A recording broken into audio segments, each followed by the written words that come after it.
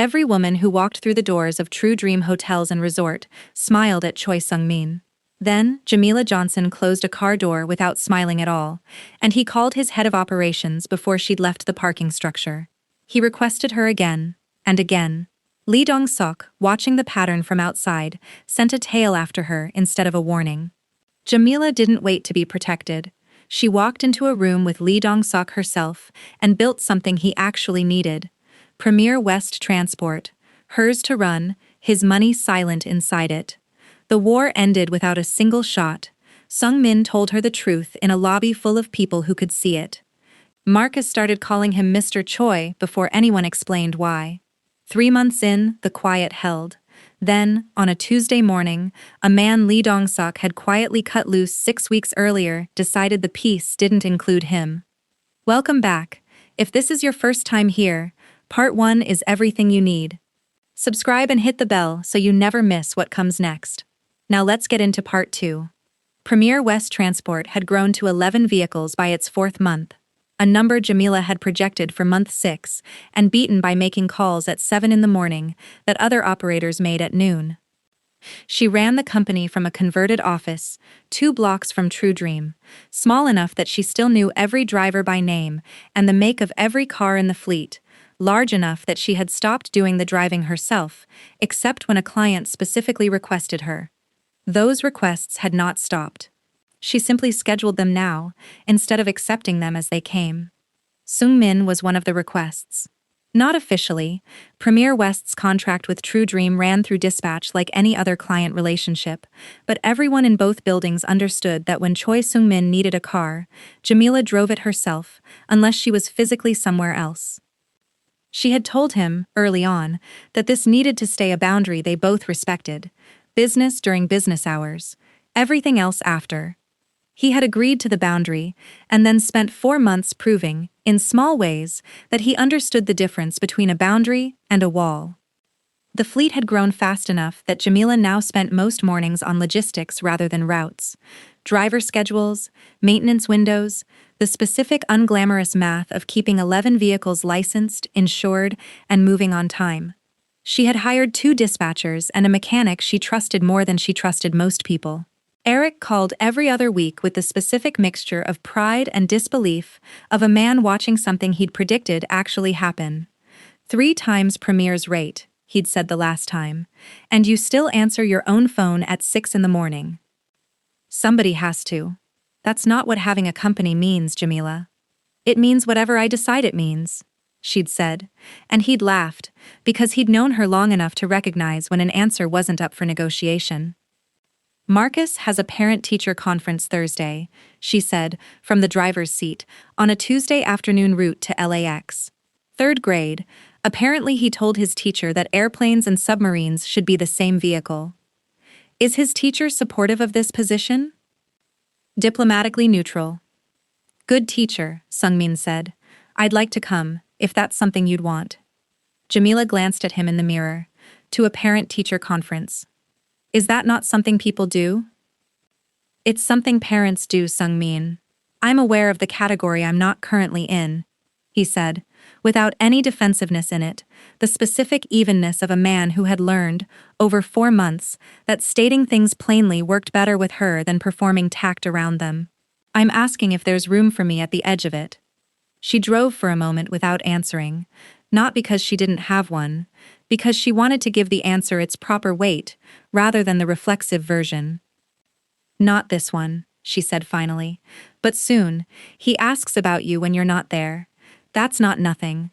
I just want it to happen at his pace, not because you offered and I said yes without checking with him. That's fair, Sung-min said. Ask him. Tell him it was your idea if it makes it easier. It won't need to be easier, she said. He already thinks the sun rises, because you told him it does. I told him how the tides work. That's different. Not to an 8-year-old. He was quiet for a moment, looking out at the traffic on La Cienega, and Jamila recognized the particular quiet as the one he used when something had actually moved him and he hadn't yet decided how much of it to show. I didn't expect this part, he said finally. Which part? Wanting to be asked about, by a child who has no reason to extend that unless it's real. He looked at the back of her seat, rather than at her directly, which she had learned was how he said the things that cost him something. I've spent 20 years being wanted for what I could provide. This is different math. She didn't say anything for a block. Then, it's the only math that's ever mattered to me. They arrived at LAX. He got out, thanked her the way he always did. Direct eye contact, no performance, and disappeared into the terminal. She sat in the loading zone for exactly as long as regulations allowed, and then pulled back into traffic, already thinking about the conference on Thursday and whether Marcus's shoes were going to make it another month. Still here? Good, because what happens Thursday isn't the conference. It's something that walks in during it. Subscribe and hit the bell so you don't miss it. Let's keep going. Park Hyun had been Lee Dong-seok's second-in-command for 6 years before Lee cut him loose. The reasons had never been fully explained to him. Lee did not owe explanations to people he removed, and Park understood the arithmetic of loyalty in that world, well enough to know that asking for one would have been its own kind of admission.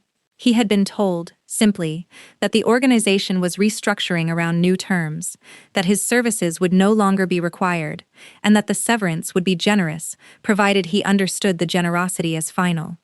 He had taken the money. He had also spent 6 weeks watching, from a distance, exactly what those new terms actually were. Premier West Transport.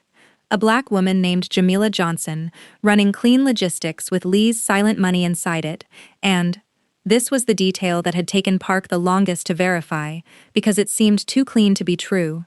A personal relationship with Choi Sung-min himself, the man Lee had spent 5 years positioning against. Park had built his career on being the person who noticed what nobody else noticed. What he noticed now was an opportunity Lee had apparently decided not to take, the exact same leverage Lee had built, and then quietly walked away from in exchange for peace. Park did not intend to walk away from it. 6 weeks of silence had given him nothing but time to refine exactly how he planned to use what he knew. He made his first move on a Thursday morning, while Marcus's parent-teacher conference was in its 4th minute, and Jamila was hearing, with genuine surprise, that her son had scored in the top percentile for reading comprehension district-wide. Her phone buzzed, a text from an unknown number. I know about Premier West's real structure. I know about Lee's investment. I know about you and Choi Sung-min. We should talk before I decide who else needs to know. Jamila read it twice, said nothing to Marcus's teacher about the sudden change in her expression, and finished the conference with the specific discipline of a woman who had learned, across 4 years of unpredictable single motherhood, to compartmentalize crisis until the moment allowed for it. She called Seong-Ho from the parking lot. I need you to trace a number, she said, and read it to him. Who is this? Seong-Ho said. I don't know yet, but they know things they shouldn't. Seong-Ho was quiet for a beat. I'll call you back in 20 minutes. He called back in 12. The number traces to a burner, he said. But the writing style, the specific phrasing, I've seen it before, in old internal memos from Lee's organization. Before the restructuring. A pause. I think this is Park Hyun. Who's Park Hyun? Lee's former second. Cut loose 6 weeks ago. Nobody's heard from him since. Seong-Ho's voice had the particular flatness of a man calculating threat levels in real time. I'll tell Sung-min. I'll tell him myself, Jamila said. Get me everything you have on Park Hyun first. I want to understand what he actually wants before anyone decides how to respond to it. Seong-Ho sent the file within the hour. It was thinner than Jamila expected for 6 years of service. A man who had apparently specialized in staying invisible, even within an organization built on invisibility. Park Hyun, 44, no listed family, no property in his own name, an entire adult life structured around being useful to someone else's ambition, rather than building anything that belonged to him outright. She read it twice at her desk, Marcus's homework folder open beside her, and felt something she hadn't expected. Not fear exactly, but a specific recognition. She had spent years being the person whose value depended entirely on staying useful to someone else's structure, the warehouse, the rideshare company, even the early years at Premier. The difference, she thought, was that she had eventually built something of her own, instead of waiting for someone to hand her a title. Park Hyun apparently hadn't. And now the entire architecture he'd spent 6 years serving had been quietly dismantled without him, replaced by a peace treaty he'd had no part in negotiating. She understood the shape of his anger, even before she understood what he intended to do with it. We are right in the middle of something that could unravel everything Premier West was built to prevent. Don't lose your place. Subscribe and stay close. Let's keep going.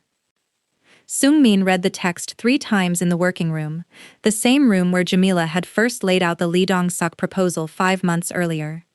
He wants money, Min Seo said, in Korean, studying the phone over Sung-min's shoulder. That's the simplest read. He's been cut off from Lee's income and he's found a lever. Maybe, Jamila said, or maybe he wants what Lee walked away from and thinks threatening us is the fastest way to get it. Does the distinction matter? Thompson asked, legal pad already out. It matters completely, Jamila said. If he wants money, we negotiate a number, and this ends in a week.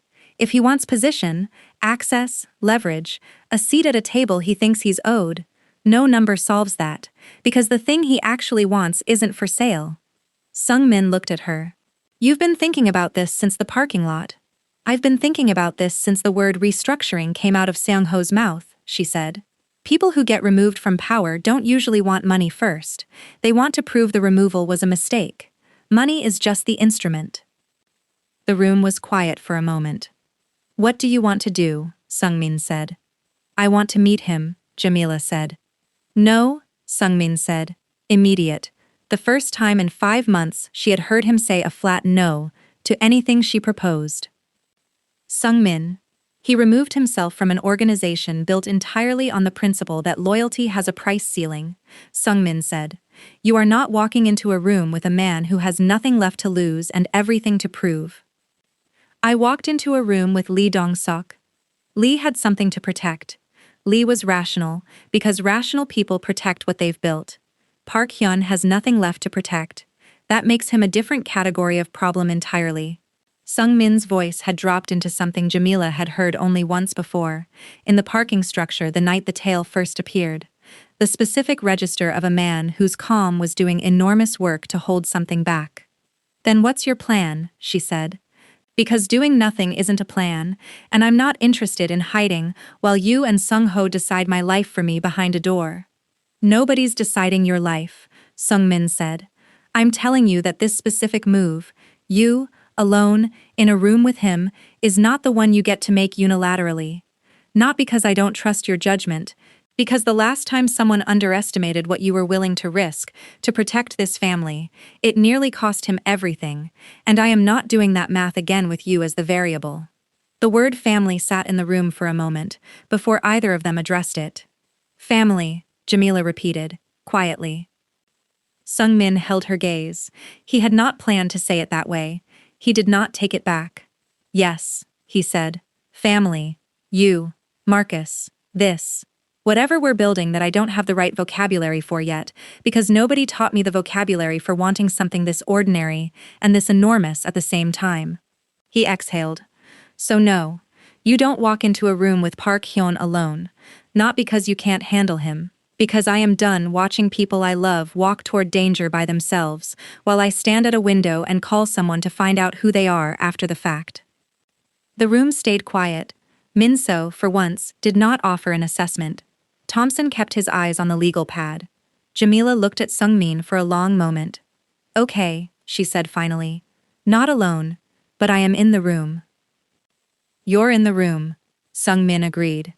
And I want to hear the rest of what you were about to say, before Min Seo's phone buzzed.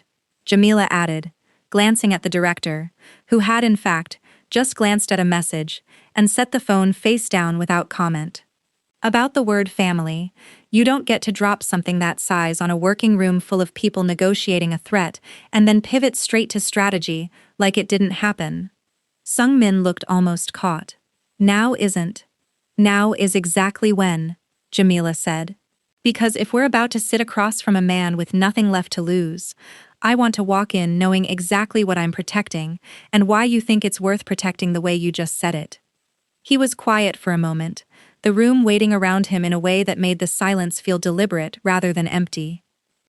Because it's the first thing in 20 years I haven't had to defend, negotiate, or manage, he said finally. It simply is, and I would rather lose every floor of this hotel than lose that. Thompson cleared his throat. For what it's worth, that's the kind of statement that should stay out of any transcript. Noted, Sung-min said, not looking away from Jamila. That, at least, we can build a plan for. The meeting Sung-min arranged happened 4 days later, in the same Century City conference room, where Jamila had once sat across from Lee Dong-seok. This time, Seong-Ho stood by the door, and Sung-min sat beside her, rather than staying away, a detail that told Jamila everything about how much the calculus had changed since the last negotiation.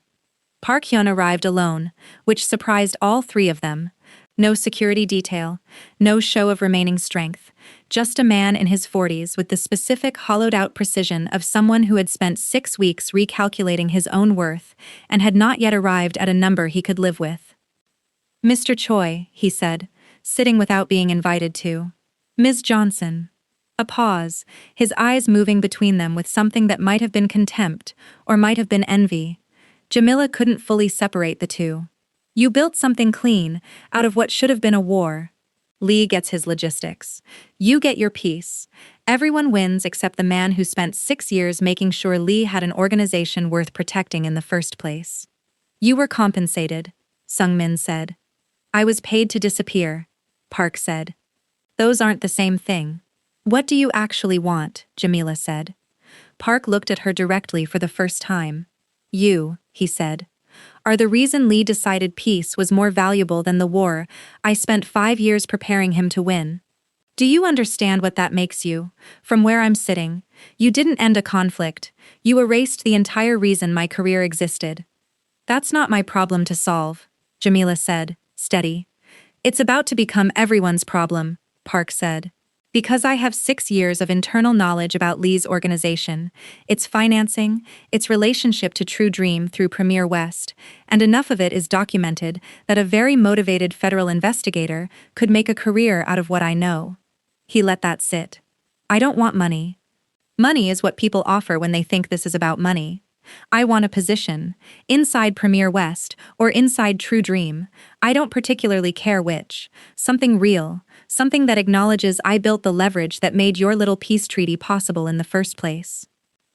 The room was silent for a long moment. That's not how any of this works, Jamila said finally. You don't get a position by threatening the people who'd have to give it to you. That's not leverage, Mr. Park. That's the last move of someone who's already lost and knows it.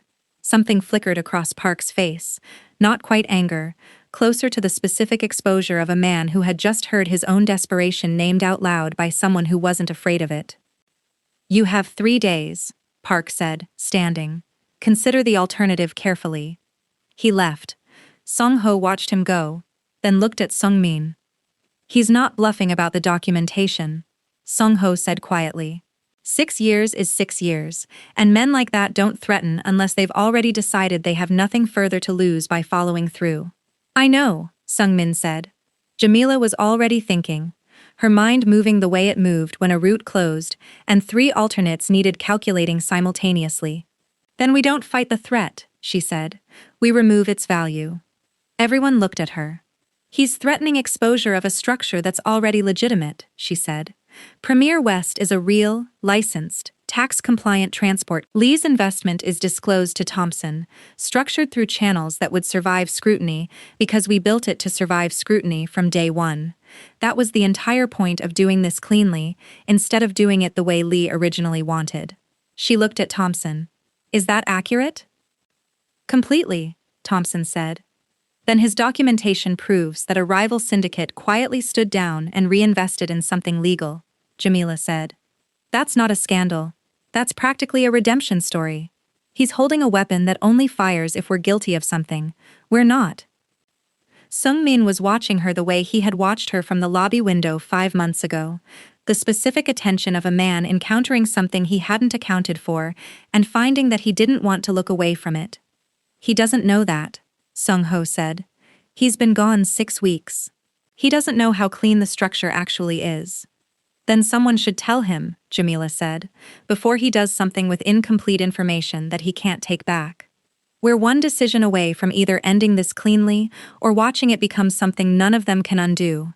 Subscribe now if you haven't. You do not want to miss how this lands. Let's keep going.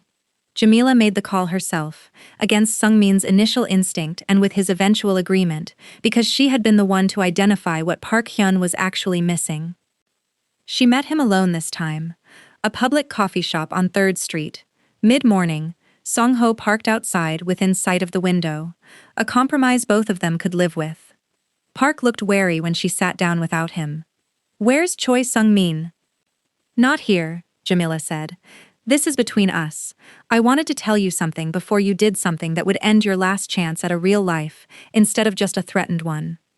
"I'm listening." "You think you're holding evidence of a criminal enterprise," Jamila said. "You're not. Premier West is licensed, audited, structured to survive exactly this kind of scrutiny, because I built it that way from the first contract. Lee's investment is disclosed to counsel.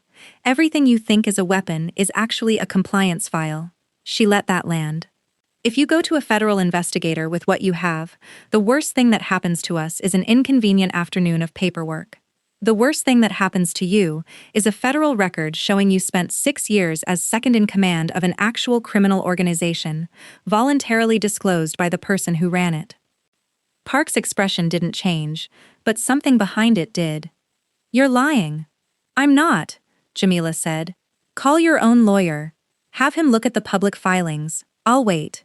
He didn't call anyone. Instead, he sat with it, his eyes moving to the window and back, the specific stillness of a man realizing that his entire remaining leverage had been built on an assumption nobody had bothered to verify. 6 years, he said, mostly to himself. "I organized his shipments. I managed his people. I kept 2 rival factions from killing each other in a warehouse in 2019 because Lee was in Macau and couldn't be reached, and the day he decided peace was worth more than the war I built for him, nobody thought to ask what I'd built it out of." Jamila didn't rush to fill the silence that followed. She had learned, across 5 months of careful conversations with a very different kind of man, that people said the truest things in the space, right after they'd said something they hadn't planned to say. "Then what was 6 years for?" he said, quieter than before, and for the first time Jamila heard something underneath the threat that sounded almost like grief. "I don't know," she said, and meant it honestly. "But it wasn't for this. Whatever you actually want. And I don't think it's a job inside a company you tried to extort. You're not going to find it by threatening people who've already built something you can't take from them." Park sat for a long moment. Then he stood and left without another word, and Jamila watched him go without any particular satisfaction, only the specific exhaustion of a problem that had resolved without becoming a war. Seong-Ho met her at the car. "Well, he knows he has nothing," Jamila said. "What he does with that is his business now." 6 weeks later, word reached Seong-Ho through channels he didn't fully explain that Park Hyun had taken a legitimate logistics position in Nevada, under a different name, several states and one identity, away from anyone who might recognize him. Whether that was the end of it, nobody could say with certainty. Sung-min filed the information and did not treat it as closed.